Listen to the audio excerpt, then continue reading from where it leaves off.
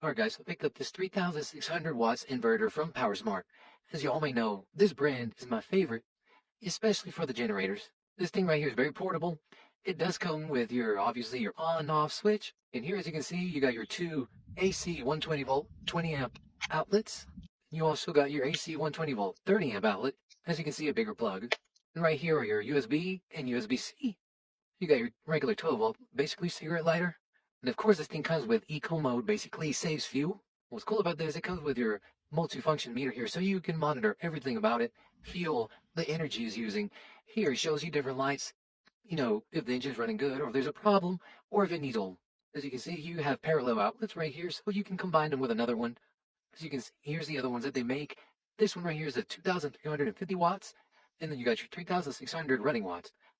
As you can see, this one right here is very improved. So if you want one of these, click link on the video.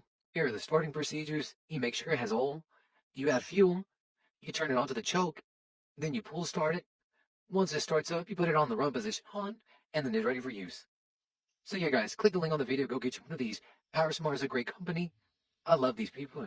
PowerSmart makes great generators. These are probably the best ones I've ever had. So yeah, guys, go get you one.